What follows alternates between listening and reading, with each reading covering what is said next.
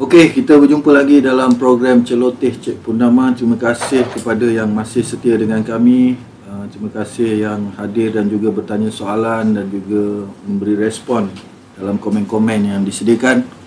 Jangan lupa anda juga boleh share dan juga boleh lagi komen, tanyakan soalan kepada semua panel-panel yang ada hari ini. Kami bermula pukul 10 pagi tadi.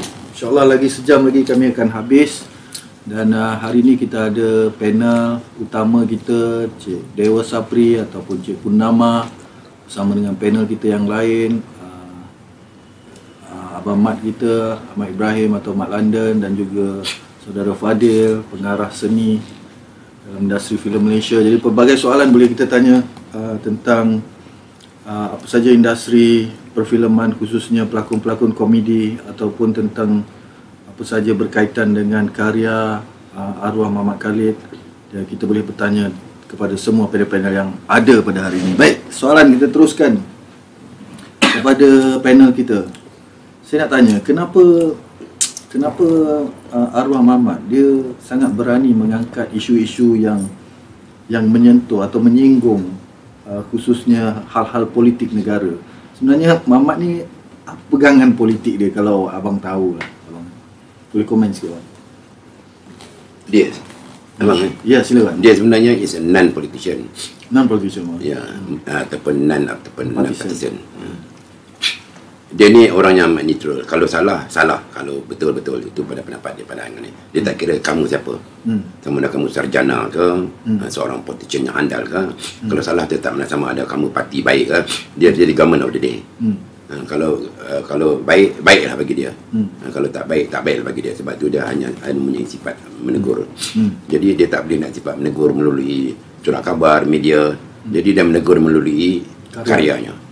Saya rasa karyanya lebih sesuai. Umpamanya lately dia menegurkan kenapa drama pukul 7. Berucap kali dia sebutkan drama pukul 7. Jadi orang tahu bahawa drama pukul 7 tak harusnya disiarkan di dalam televisyen. Itu adalah masa-masa maghrib, masa-masa beribadah. Kenapa drama pukul 7 tu? Tapi saya tengok sekarang drama pukul 7 dah tak ada dah. Tak ada dah. Itu satu kesedaran pada TV station. Drama itu. Dan banyak lagi lah yang benda-benda yang sinis pada ahli politician. Dia juga pada pemuzik. Umpamanya seorang pemuzik ni cuba nak melakukan sesuatu pembaharuan dalam bentuk muzik, ataupun muzik klasik, ataupun muzik yang dianggap sebagai muzik rakyat. Umpamanya lagu Bahtera Merdeka baru-baru ini, di mana penyanyi rock ditampilkan untuk mengubah suai Bahtera Merdeka, alunannya dan juga melodinya. Di dalam Kampung Pisang ni, di mana kita semua against, kita cuma against apa yang telah dinyanyikan oleh penyanyi rock itu. Semua orang Kampung Pisang, warga Kampung Pisang tidak suka dengan lagu itu. Itulah satu simbolisme. Dan banyak juga metafora yang telah dilekatkan dalam drama Mat. Bukan saja seorang musician, tapi juga segenap profession yang dianggap kata bahawa telah menyalahgunakan, seperti rasuah dan sebagainya, penipuan, semua dilakukan dalam ini. Seperti orang kata, melalui internet kita, melalui apa juga teknologi kita yang ada penipuan juga dilakarkan bersama di dalam ceritanya. Kadang-kadang kita tidak tahu tau bahawa benda perkara-perkara itu akan dibangkitkan di dalam karyanya. Sebab itu dia hanya lontarkan rasa hatinya melalui karyanya, bukan melalui media massa, bukan melalui Facebook dan lain-lain lagi. Tidak. Inilah tempat dia yang sesuai, kata dia nak melontarkan. Kita kata kita dapat terima. Kita dapat terima apa yang dilontarkan itu adalah rasa rakyat. Dia mewakili rakyat jelata. Dan rakyat tidak berani bersuara, tetapi dia bersuara melalui karyanya. Itu kita ucapkan terima kasih. Dan jarang seorang pengarah menulis skrip yang dapat melontarkan cita rasa rakyat melalui media massa, ataupun melalui satu karya yang hebat, ataupun melalui media seperti drama dan lain-lain lagi. Itu adalah kelebihan Muhammad. Sentuhan begini kalau kita lihat dalam sitcom Pimai-Pimai Tang Tu pun ada, kan? Tapi dalam karya-karya yang lebih serius, bukan komedi, rasanya mesej tu tak berapa nak berkesan ke, tak sampai ke, atau macam mana? Maksudnya genre komedi juga lebih sesuai ke atau macam mana pendapat Cik Fadil? Saya rasa mungkin genre komedi itu kata orang lebih santai sifatnya, lebih santai. Kalau yang disampaikan dalam konteks filem yang lebih serius, itu silap-silap boleh membawa ke mahkamah. Saya rasa santai, mungkin komedi ini berlapis kan, berlapis. Kalau metafor-metafor yang kata orang hanya segelintir aja yang boleh membaca kan, ada sebutnya. Tapi kalau diportraykan secara direct, very propaganda sifatnya, dia boleh menjadi satu masalah kan. Itu kalau kita tengok filem-filem di Iran, kita tengok filem-filem di China, itu sebab ramai di antara filmmaker endingnya ke penjara kan. Mungkin menyampaikan dalam konteks yang lebih serius kan. Maknanya lebih tersusun, maknanya seolah-olah kritikan itu bersifat fakta kan. Itu yang bolehlah orang-orang yang tidak rasa sesuai boleh membawa hal itu ke publik dan mungkin ke mahkamah. Tapi dalam konteks yang komedi, kadang-kadang dia pula sudah untuk mengatakan itu fakta apa benda bersifat komedi. Maksudnya adalah cara-cara yang lebih halus. Maknanya komedi boleh menyampaikan secara halus. Komedi lebih sesuai. Macam kita kata macam muka kau ni macam lanun. Macam lanun lah muka kau. Cuba kita cakap serius. Muka kau memang macam lanun lah, dia akan jadi marah. Tapi kalau kita bersifatkan ketawa, sifatkan senda gurau, tak siapa akan marah. Ini juga dia buat senda gurau. Dalam drama mesejnya. Ya. Itulah kata-kata dia. Tetapi serius. Di sebaliknya tu ada keseriusness tu. Okey, Abang Dewa, apa ni Muhammad Khalid memang seorang pemuzik ataupun yang abang kenal? Maksudnya dari mana datangnya dia hebat muzik? Mengenali dia awal pun dia main muzik. Memang pandai main Dia muzik. main muzik. Dia main keyboard, dia main piano. Dan dia kerja di DBI pun lebih pada entertain event-event yang dibuat oleh majlis Ipoh lah, majlis pembenaran Ipoh. Jadi memang daripada dulu memang muzik memang itulah kesukaan dia. Memang di rumah kadang-kadang dia piano, dia main apa semua. Dan saya memang suka. Kadang-kadang pun dalam pada melayan dia main pun saya pun turut menyanyi. Jadi memang muzik ni memang satu hobi dia yang memang pada saya ketara. Sampai sekarang pun arwah tak ada buat apa dalam pada dia menulis skrip pun, muzik memang sentiasa on di sarang. Sebab tu dia setiap karya dia tentang muzik apa semua dia sangat sensitif kat situ. Ya. Pemilihan lagu-lagu apa semua memang dia agak apa ni? Memilih lagu tu memang pada saya memang tepat kena dengan suasana cerita apa semua. Arwah ada sentuhan ataupun ada dengan abang dia tak maksudnya? Lat ada mempengaruhi dia tak? Sepanjang saya dengan dia jarang sangat. Tapi waktu Lat di Subang Jaya adalah kami pergi office dan perbincangan biasa je lah, tak ada lah sampai ke filem atau apa pun karakter lawak yang apa ni Datuk Lat bercerita dengan dia. Jadi saya tengok pun dia jarang sangat lah bersama dengan Datuk Lat sendiri. Mungkin mungkin ketiadaan saya, ini family gathering mungkin iyalah. Tapi dengan kawan-kawan tu memang jarang sangat lah. Dia pun tak suka dia dikenali sebagai adik Lat, ataupun apa dengan Lat. Dia adalah cara dia, dunia dia, dan Lat punya alamnya tersendiri. Jadi dia tak pernah menyebut ataupun apa jual menyatakan aku abangku Lat, tak pernah ada tu Lat, tak pernah. Dia ingin mencuburi, dia ingin membangunkan di alamnya sendiri. Itu Mamat. And then dia memang jiwa pemuzik. And then dia suka nyanyi. Masa dalam set, bila break, dia akan pasang karaoke. Di tempat duduk dia akan nyanyi.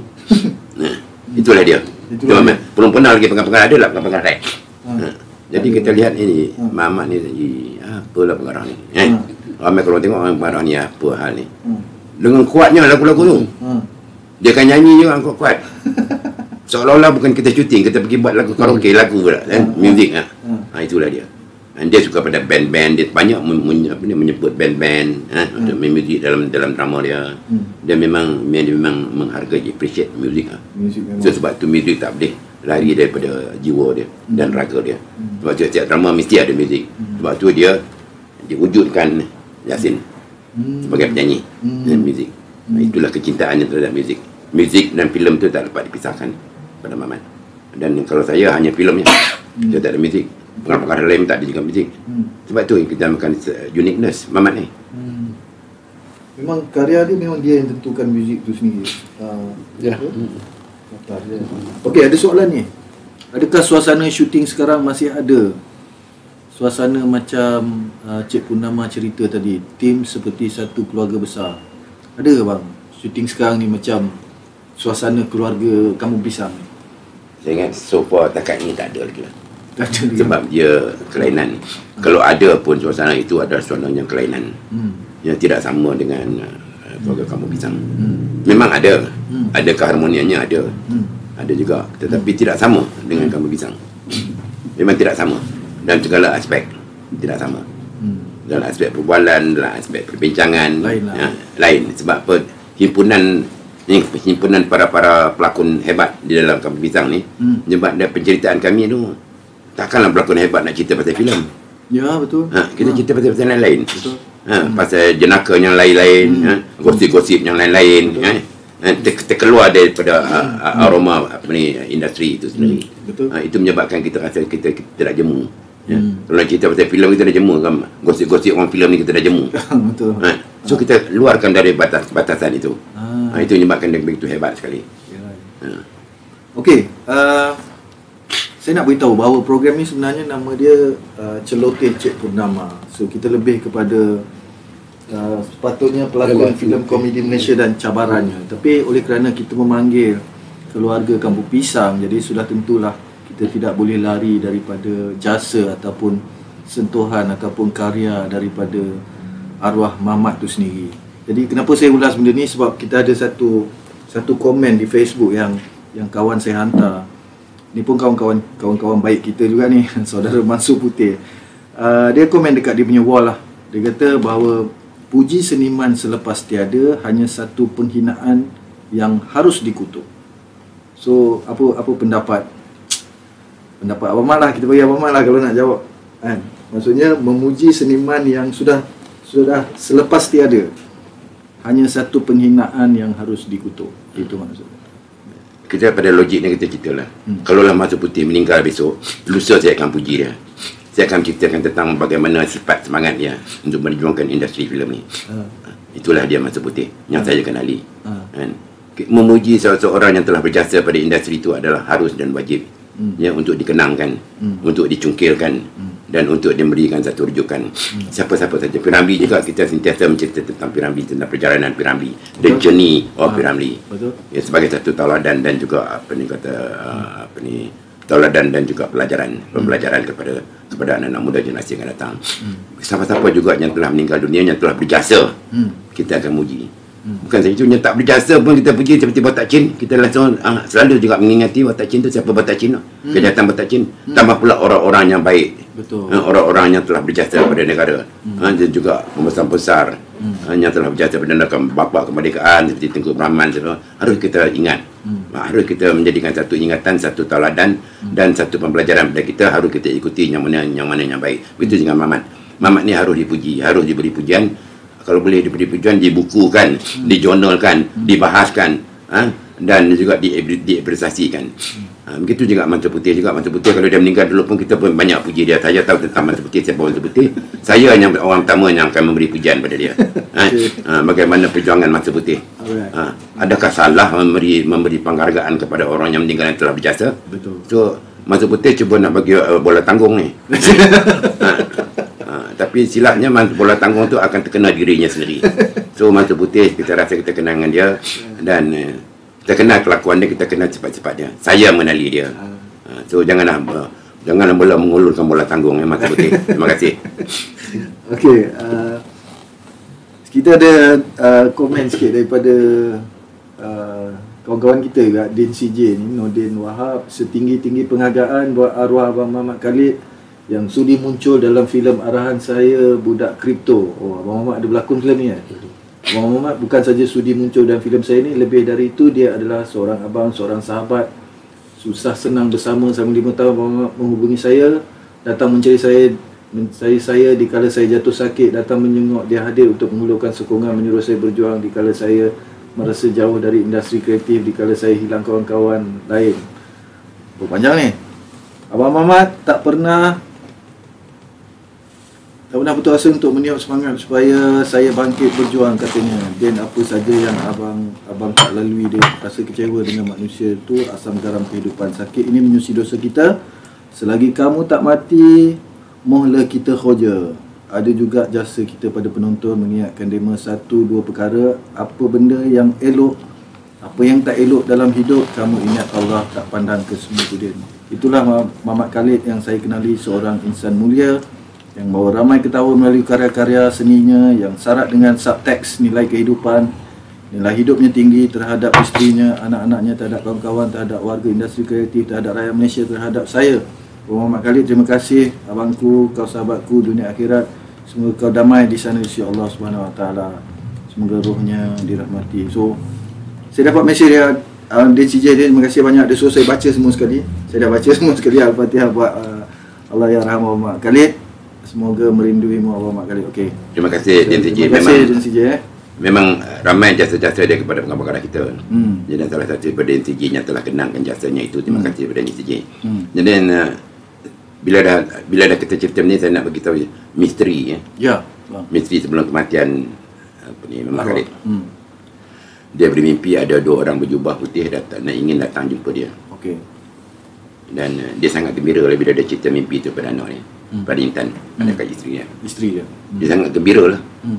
Tak tahu kenapa dia gembira. Dia gembira sangat. Okey. So masa dia sedang bersama dengan keyboard dia tu, dia jatuh. Dan sebelum dia jatuh tu, anak dia kata bau bedak wangi. Okey. Bau bedak wangi dia. Dia tanya, dia orang tak tahu, dia tanya ni Muhammad Khalid, dia kata, dia tanya abah dia, bau bedak wangi, siapa pakai bedak wangi ni? Sebelum dia meninggal dunia. Itulah misteri yang satu yang saya rasa yang satu kata orang mungkin satu petunjuk lah. Betul. Pada dia. Dan saya percaya orang-orang jubah putih adalah orang-orang yang beriman. Dan beriman akan datang jumpa dengan dia. Sebab apa? Dia terlalu banyak ibadah di dalam drama ni. Kadang-kadang kita tak perlu kata orang menjadi ibadah tu datang secara apa juga yang kita buat satu ibadah. Sebab filem ini dah satu ibadah. Cuma pahalanya kecil dan besar itu Allah yang tahu. Tapi bila kita memberi kesedaran, tauladan setiap filem kita, akhirnya kepada penonton rasa insaf, itulah satu ibadah yang tidak terkiranya pahalanya. Dan orang kata apa ni, semangatnya terhadap agama akan mendapat ganjaran yang sebesar-besarnya daripada Allah. Itulah apa yang Muhammad buat. Dia terlalu banyak semangat-semangatnya kepada agama dan juga kepada pemikiran sosial dan juga kepada negara. Dan kita doakan dia supaya dia diiringi ataupun disampingi orang-orang yang beriman, seperti apa yang telah ditafsirkan daripada mimpi dia itulah. Okey.